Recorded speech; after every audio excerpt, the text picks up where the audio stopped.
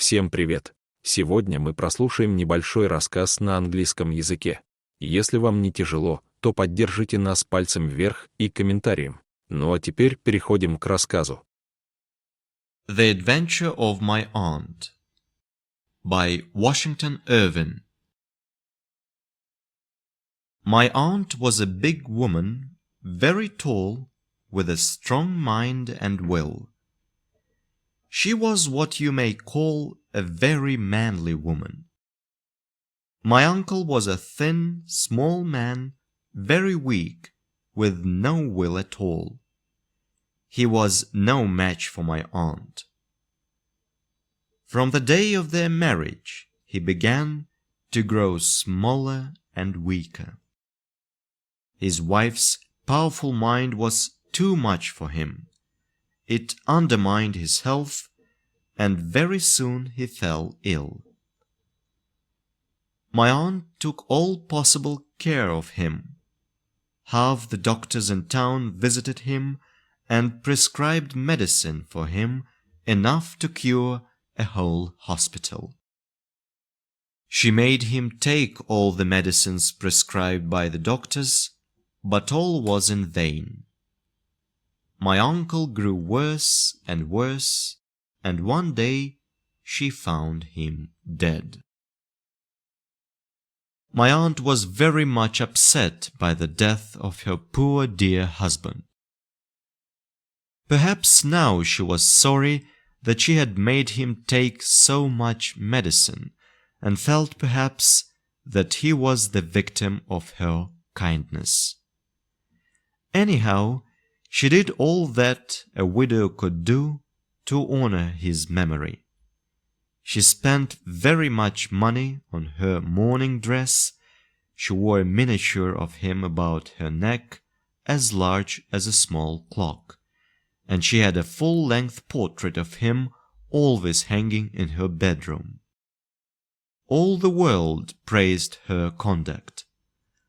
A woman who did so much to honor the memory of one husband deserves soon to get another, said my aunt's friends. Some time passed, and my aunt decided to move to Derbyshire, where she had a big country house. The house stood in a lonely, wild part of the country, among the grey Derbyshire hills. The servants, most of whom came with my aunt from town, did not like the sad-looking old place. They were afraid to walk alone about its half-empty, black-looking rooms. My aunt herself seemed to be struck with the lonely appearance of her house.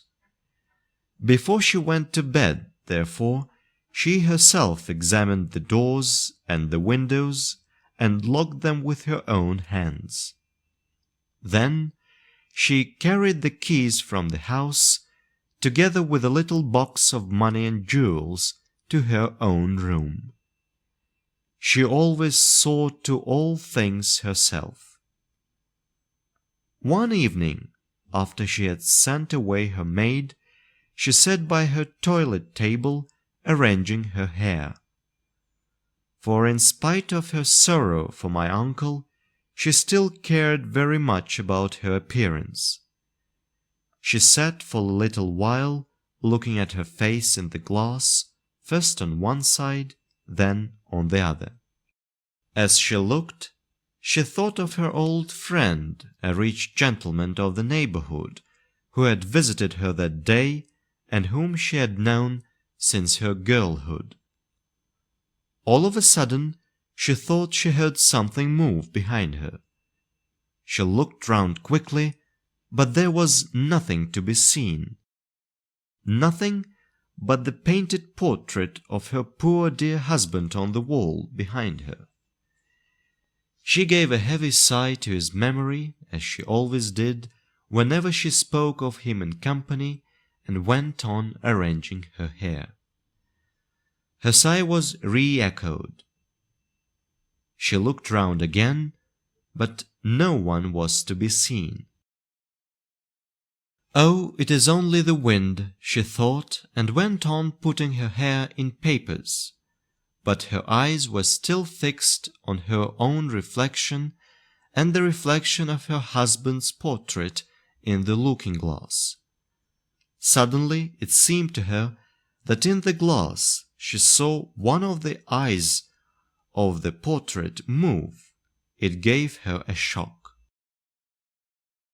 "I must make sure," she thought, and moved the candle so that the light fell on the eye in the glass. Now she was sure that it moved. But not only that, it seemed to give her a wink, exactly as her husband used to do when he was living. Now my aunt got really frightened.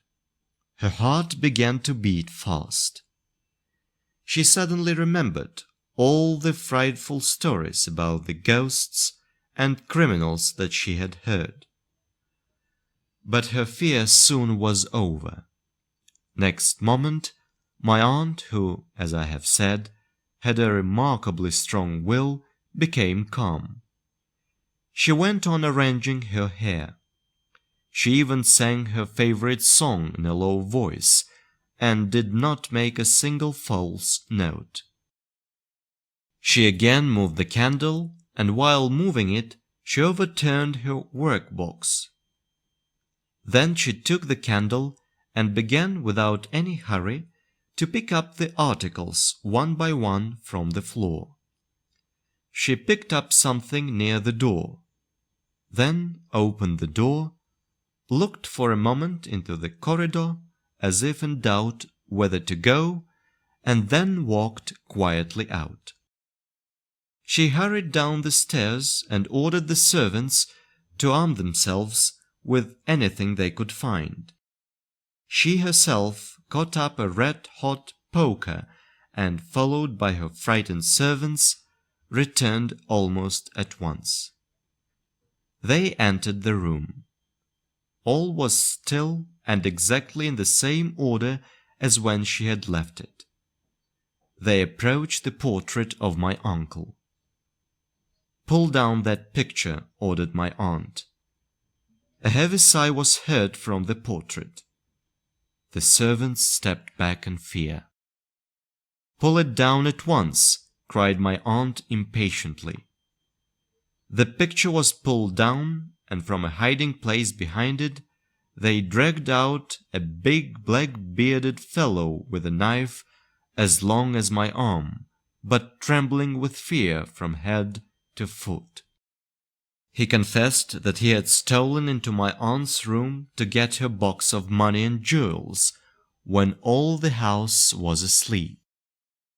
He had once been a servant in the house, and before my aunt's arrival had helped to put the house in order. He had noticed the hiding place when the portrait had been put up. In order to see what was going on in the room, he had made a hole in one of the eyes of the portrait. My aunt did not send for the police. She could do very well without them. She liked to take the law into her own hands. She had her own ideas of cleanliness also. She ordered the servants to draw the man through the horse-pond in order to wash away his crimes, and then to dry him well with a wooden towel. But though my aunt was a very brave woman, this adventure was too much even for her. She often used to say, "It is most unpleasant for a woman to live alone in the country." Soon after, she gave her hand to the rich gentleman of the neighborhood.